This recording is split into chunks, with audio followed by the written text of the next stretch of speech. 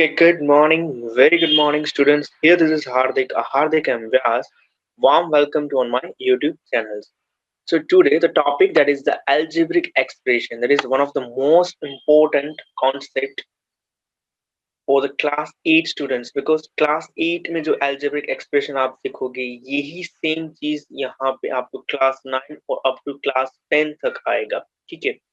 मैं यहाँ पे बारी बारी से एक एक कॉन्सेप्ट काफी अच्छे से समझाने वाला हूँ, तो लास्ट तक बने रहेगा वीडियो में. और लास्ट में मैं यहाँ पे आपको एक क्वेश्चंस की लिस्ट दूंगा, तो वो सॉल्व करके मुझे यहाँ पे यूट्यूब में चैट बॉक्स में आपको सेंड करना है.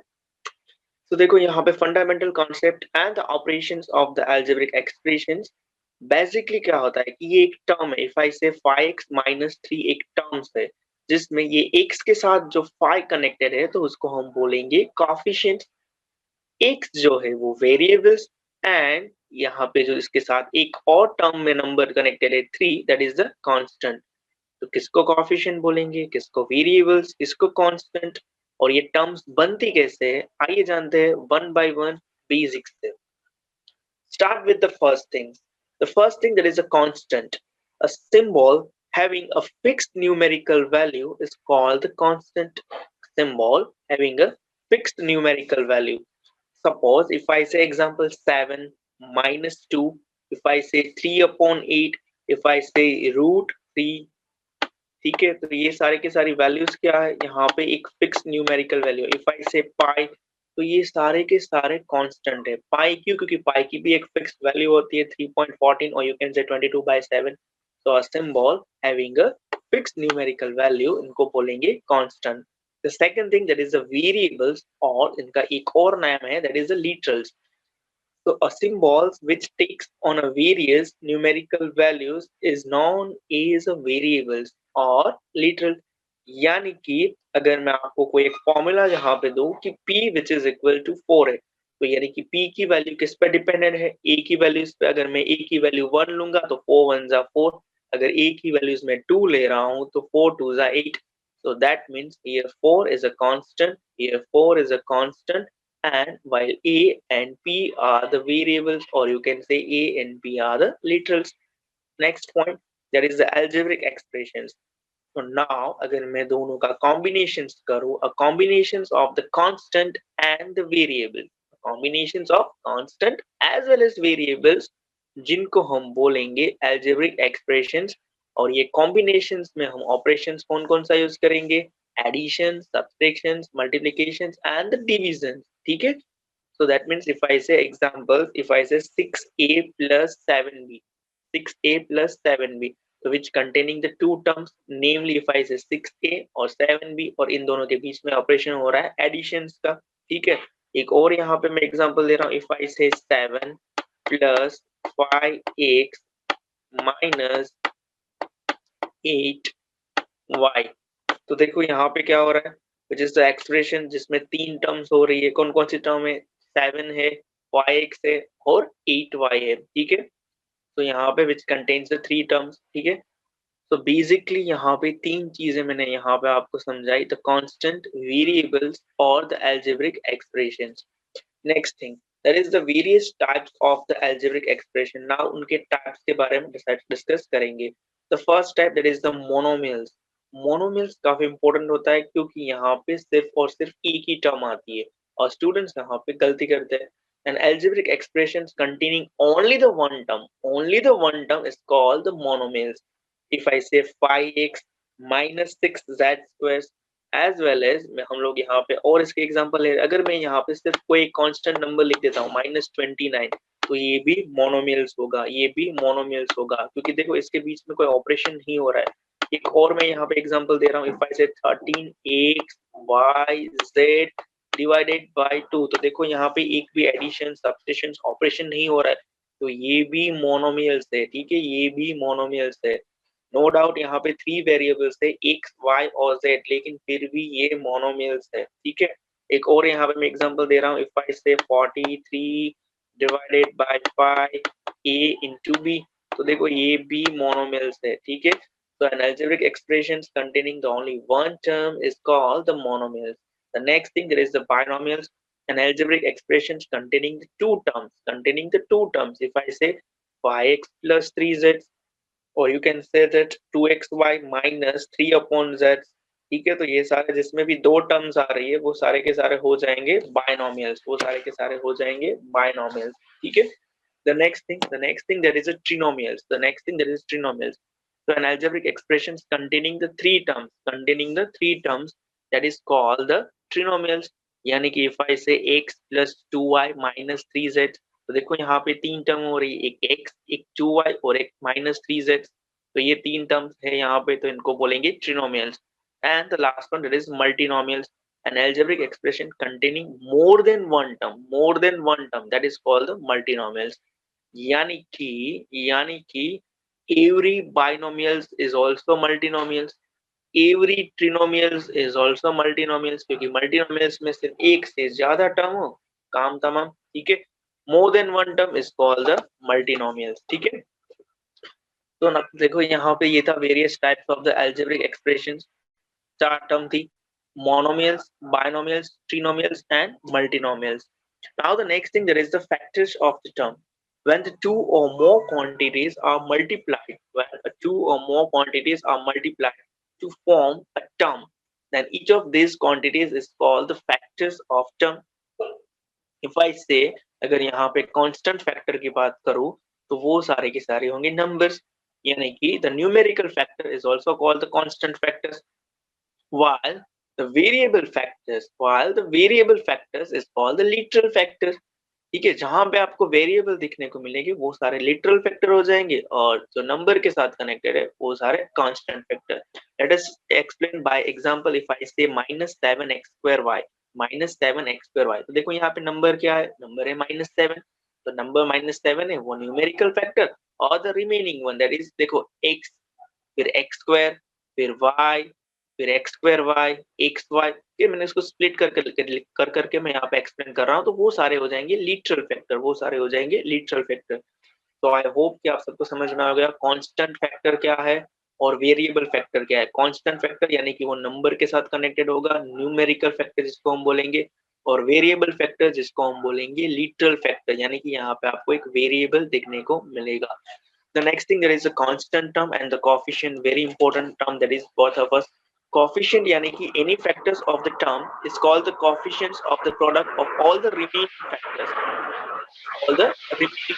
Let us give example by basic. अगर मैं आपको basic example दूँ, easiest, अगर यहाँ पे बोल रहा हूँ 7xy, तो देखो 7xy में जो 7 जो है ना, तो 7 जो है वो क्या हो जाएंगे, 7 जो हो जाएंगे वो न्यूमेरिकल फैक्टर, क्योंकि यहाँ पे नंबर है जिसको हम कांस्टेंट फैक्टर बोलेंगे, और xy जो हो जाएंगे वेरिएबल फैक्टर्स, ठीक है।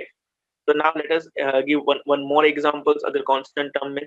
इफ आई से constant term in an algebraic expressions, a term which has a no literal factor, constant term में एक भी लिटरल टर्म नहीं होगी, एक भी वेरिएबल टर्म नहीं होंगी, वो सारे हो जाएंगे कांस्टेंट टर्म, सिंपल।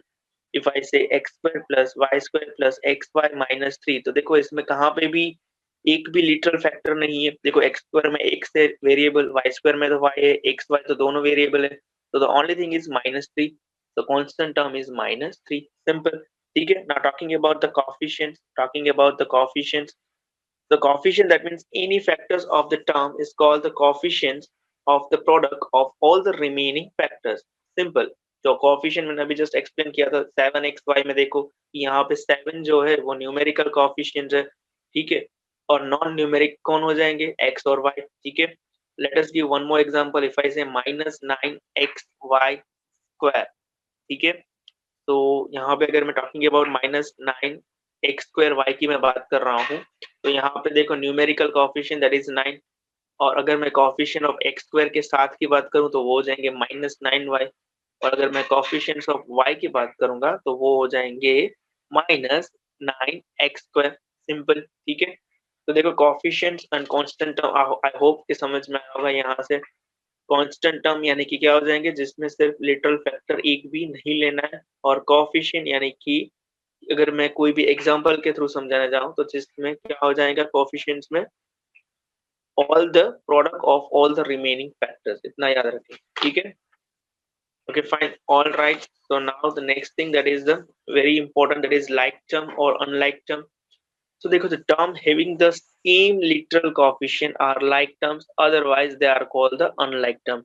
यानी कि if I say 7a square minus 3a square, तो देखो यहाँ पे सब जगह पे क्या हो रहा है, सब जगह पे यहाँ पे वेरिएबल सेम है, वेरिएबल सेम है, तो ये सारे like terms.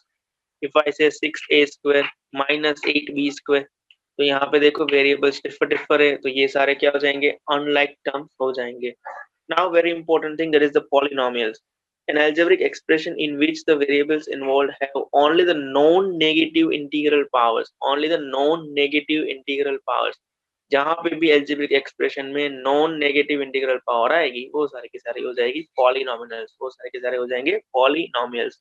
Now talking about one by one degree of the polynomials in a one variable. तो डिग्री कैसे चेक करेंगे, तो देखो द हाईएस्ट पावर जो होगी, the highest power of the variable in a polynomials of a one variable is called the degree of the polynomials. यानी कि let us explain by example. If I say 7a cube minus a square, ठीक है, minus 5a plus 3, तो यहाँ पे मैं एक example दे रहा हूँ. तो देखो यहाँ पे हाईएस्ट पावर क्या है, तो देखो हाईएस्ट पावर है a की कितनी है, 3 है, हाईएस्ट पावर a की 3 है, यानी कि इसकी डिग्री क्या हो जाएगी, इसकी डिग्री हो जाएगी simple 3, simple 3. Let us take one more example. If I say 6, देखो ये सारे के सारे वन वेरिएबल्स है. देखो वन वेरिएबल्स मतलब कि एक ही तो वेरिएबल था पहले एग्जांपल में, सिर्फ सब जगह पे आप ए ही देख सकते हो, ये भी वन वेरिएबल का ही मैं एग्जांपल दे रहा हूँ. 6 प्लस 5y स्क्वायर माइनस 7, यहाँ पे भी एक ही वेरिएबल है, यानी कि सब जगह पे आप y ही देख सकते हो. तो देखो यहाँ पे हाईएस्ट पावर y की है 4, तो इनकी डिग्री हो जाएगी 4, ठीक है. तो ये वेरी सिंपल सा था, ठीक है. तो दैट मीन्स की degree of the polynomial in a one variable आप कैसे चेक कर पाओगे, तो very just simple, you have to just take it the highest power of the variable, that's it. आपको क्या करना है, highest power of the variable check करके यू कैन से दैट कि इनकी डिग्री क्या हो सकती है. Now one more thing, that is talking about the linear polynomial क्या है, quadratic polynomial क्या है, cubic क्या है, and the constant क्या है. Talking about the linear polynomial, a polynomial of the degree 1, जिसकी डिग्री 1 हो वो हो जाएंगे linear polynomials. If I say 3 plus 5x, तो देखो x की पावर कितनी है, 1 है, x की पावर 1 है, x की पावर 1 है, that means उसकी डिग्री 1 है, तो ये क्या हो जाएंगे, linear polynomial. If I say 6y minus 5, y की डिग्री कितनी होगी, 1, क्योंकि y की पावर ही 1 है, ठीक है. Talking about the quadratic polynomial, a polynomial of a degree 2, यानी कि जिसकी डिग्री 2, वो हो जाएंगे क्वाड्रेटिक पॉलिनोमियल. इफ आई से 8x square minus 7x plus 1, तो यहाँ पे you can see that x की पावर 2 है, यानी कि इसकी डिग्री 2 हो जाएगी. The third, that is the cubic, name से ही पता चल जाएगा कि यानी कि जिसकी डिग्री 3 हो वो हो जाएंगे cubic polynomials. Let us give an example. 3x square minus 6x square minus 4x plus 5, ठीक है. 3x क्यूब है, ठीक है, ओके फाइन, 3x क्यूब, ठीक है.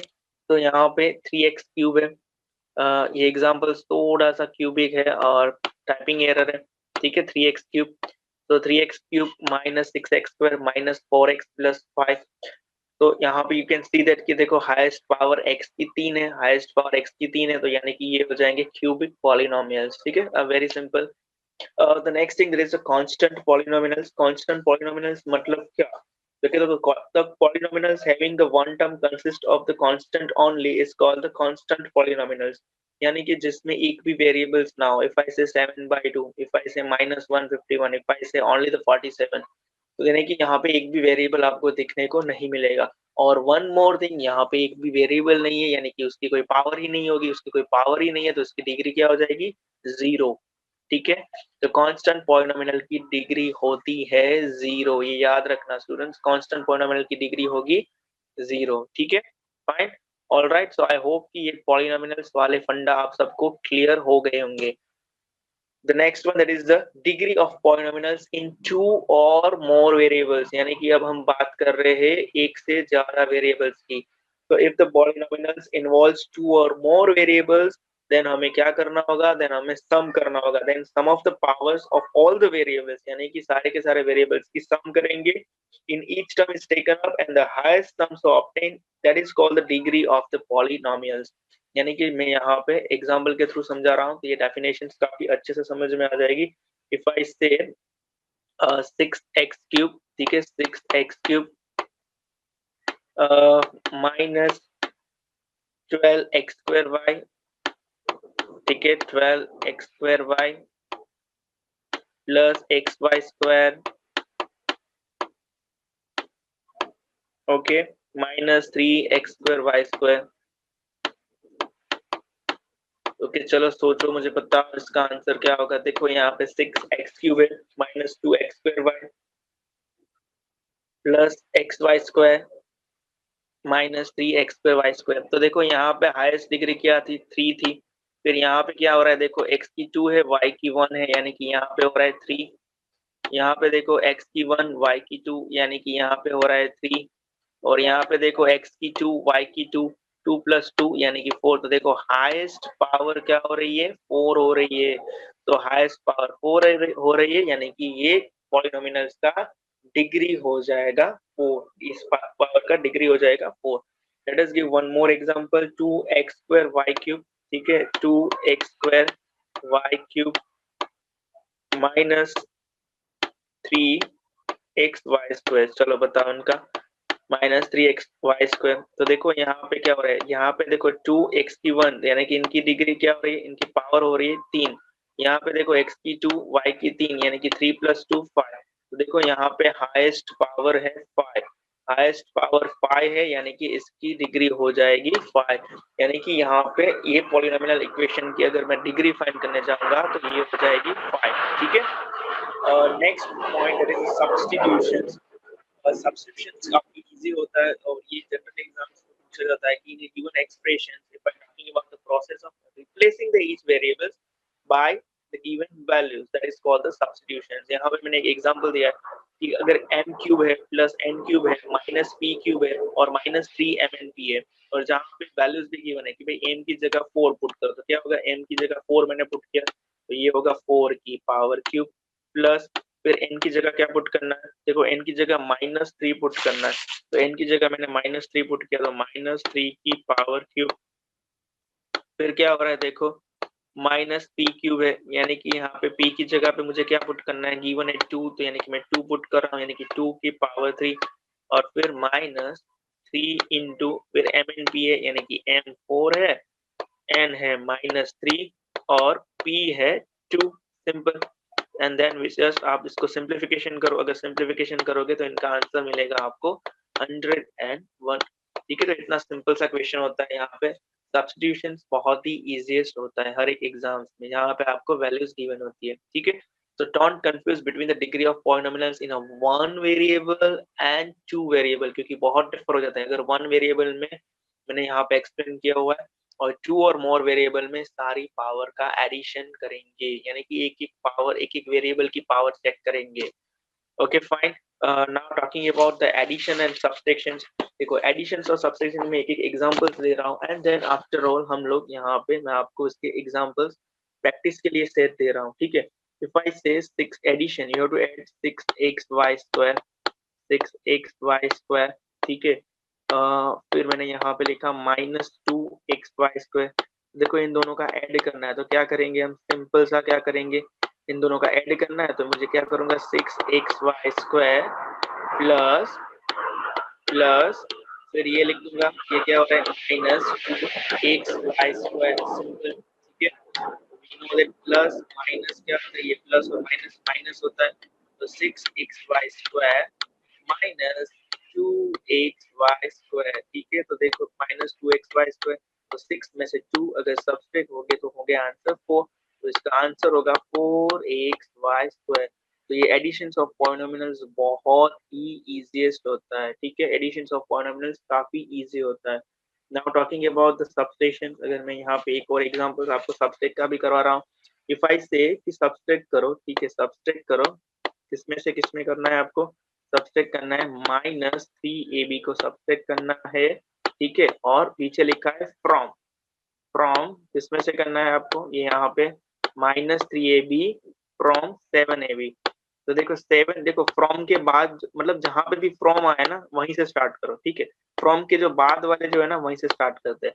तो वहीं से ऑलवेज स्टार्ट होगा, यानी कि फ्रॉम के बाद क्या है 7ab, तो वो सबसे पहले लिखो 7ab, फिर इसमें सब्सट्रैक्ट करना है यानी कि माइनस की साइन, और सब्सट्रैक्ट क्या करना है, जो कि -3ab, तो मैं लास्ट में यहाँ पे आएगा। ठीक है, तो देखो 7ab माइनस माइनस 3ab। ठीक है, तो 7ab माइनस माइनस साइन क्या होती है, माइनस माइनस प्लस होता है, तो 7ab plus 3ab, and we all know that 7 plus 3 which is equal to 10, तो आंसर होगा 10ab। ठीक है, so additions and the subtractions of the polynomials are the easiest one. So that the reason behind is मैं यहाँ पे आपके लिए एक साइट लेके आया हूँ, और इनका आपको मुझे आंसर यहाँ पे YouTube में चैट बॉक्स में देना है। The additions of the polynomials, you have to add 4b minus 7c plus 10, फिर 5c minus 3b minus 28, 15 plus 11c plus b। ठीक है, फर्स्ट क्वेश्चन है, एक बात देख लो सारे के सारे question, only the 4 questions are there, जिसका आंसर मुझे यहाँ पे चैट बॉक्स में चाहिए। ठीक है, एंड मैं यहाँ पे कंफर्म करके आपको आंसर बताऊंगा कि वेदर इट्स ट्रू और रॉन्ग आपके। और ये रहे सब्सट्रैक्शन के पॉलिनोमियल्स, ये 3 क्वेश्चन मैं लेके आया हूँ। ठीक है, आपको और सब्सट्रैक्ट करना है। ठीक है, थर्ड क्वेश्चन काफी इंपॉर्टेंट सा क्वेश्चन है कि you have to subtract the sum of the 4x² plus 7xy plus 3y² plus 1 and 2x² minus 5y minus 2y² plus 8, यानी कि सबसे पहले इन दोनों का सम करना है, इन दोनों का एडिशन करना है, देन आफ्टर ऑल जो एडिशन का आंसर मिले उसको फ्रॉम में से, यानी कि उनको माइनस करना है किसमें से, 9x² minus 8xy plus 11y² में से। ठीक है, तो नाउ 7 क्वेश्चन है जिसके आंसर्स आपको यहाँ पे चैट बॉक्स में देने हैं। देखो स्टूडेंट्स, सिर्फ एक वीडियो लेस देन 25 मिनट्स का वीडियो बन रहा है, सिर्फ एक वीडियो पूरा चैप्टर्स अच्छे से कवर करवा दे रहा है आपका। ठीक है, प्रॉपर एक बार वापस नहीं समझ में आए देखना, जो भी डाउट है मुझे जस्ट चैट बॉक्स में यहाँ पे पूछो कि सर ये नहीं समझ में आ रहा है, मैं वापस उनका आंसर आपको यहाँ पे दूंगा। Okay fine, thank you so much students for joining with us. Goodbye. Have a nice day.